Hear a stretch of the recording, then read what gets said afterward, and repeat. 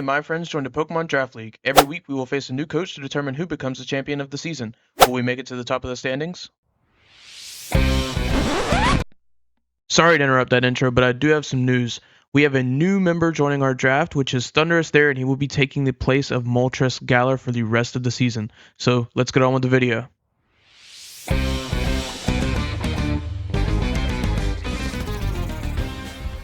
What is going on today, and welcome to the Pokemon Draft Dynasty Draft League.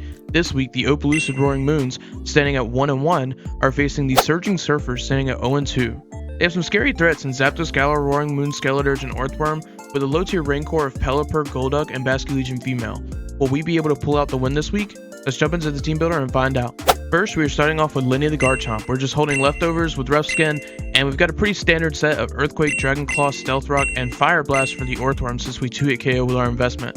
We're running 252 HP and 240 speed just to outspeed the next slowest thing with 16 attack, and we're actually running a minus defense nature, that way our Fire Blast will 2-hit KO the Earthworm. Next, we have Fun Size the Tinkaton. It's holding Shed Shell to get around the Doug Trio's Arena Trap. It's carrying Play Rough, Gigaton Hammer, Knockoff, and Light Screen just to help a little bit versus the special attackers.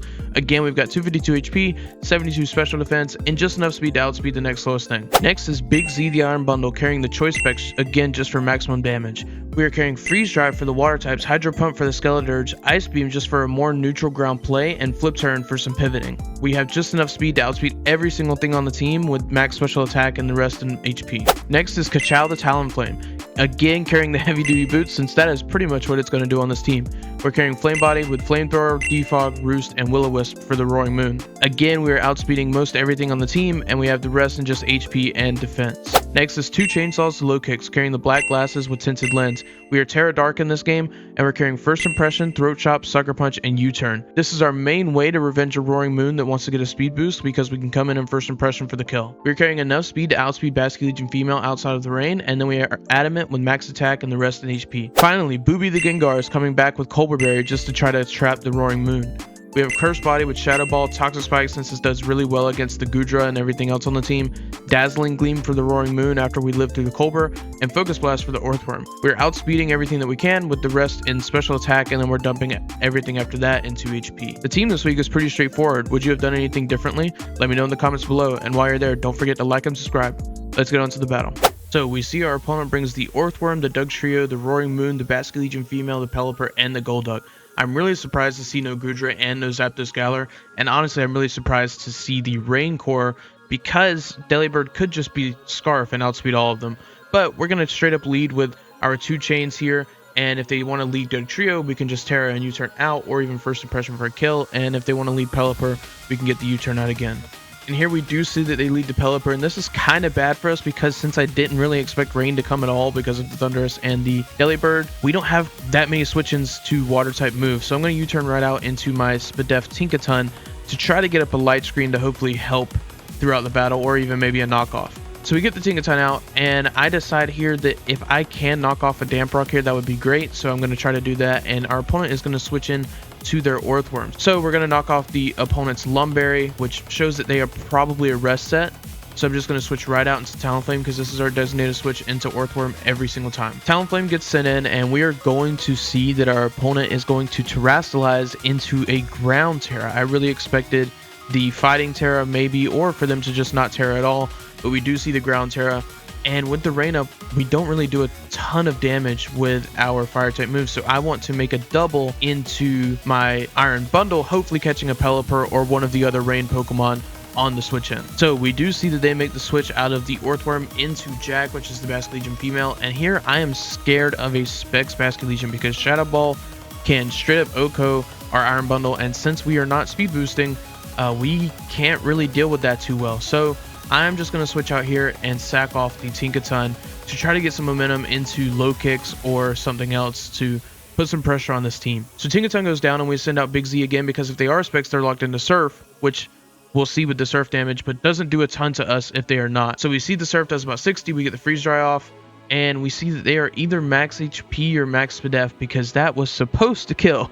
So I kind of misplayed, and I should have just went into the Low Kicks there, but Iron Bundle really pressured the rest of the team, and I was for sure thinking that I was going to kill there. But because of the situation we're in, we have to go into Lenny here on the surf and waste this one last rain turn and then really put some pressure on with Lenny. So they get the surf off and the rain stops. We get our leftovers recovery, and here I want to just set rocks because in my mind, this Basket Legion is actually kind of valuable still. Even though it's pretty low HP, I assume that they're going to switch out into the Pelipper, but they do not. They stay right in, and they hit us with a raw blizzard.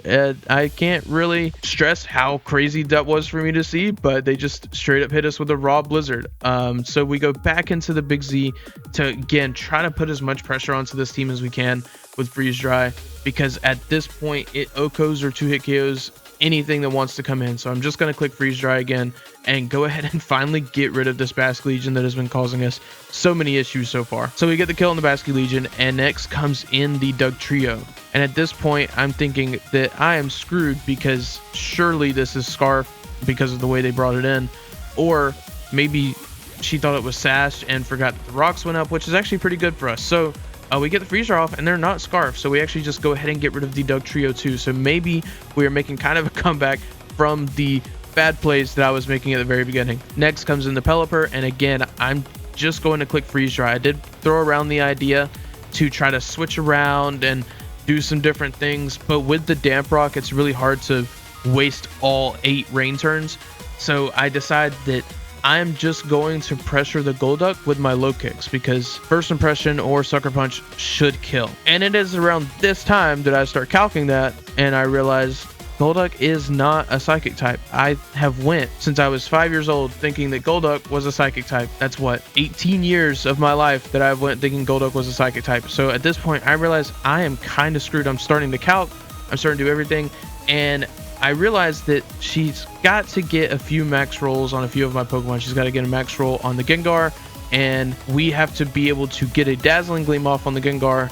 That way we can actually kill with First Impression for the low kicks. So if she gets that high roll, sadly this game is over for us if she hits all these moves. She goes for the Ice Beam, and I roost. Again, I'm just trying to stall out some rain turns, and I'm just going to roost over and over, and eventually she does hit the Hydro Pump on the Talonflame and takes it down. So now it is time for Gengar to come in and do one of two things. I need Gengar to dodge, or I need Gengar to live. Our odds aren't great, but at this point she has hit a Focus Blast, she has hit a Hydro Pump, and she has hit a Blizzard. So she could miss here and we could get this Dazzling Gleam off, but she hits again and Gengar goes down. He does not live the roll whatsoever. Gengar goes straight down, and I realize I am in trouble. I could go into Iron Bundle here, but it probably goes down to a Hydro Pump. It's another roll that's not really in our favor, and I'm hoping that I can just clean up the game with Iron Bundle with Freeze Dry,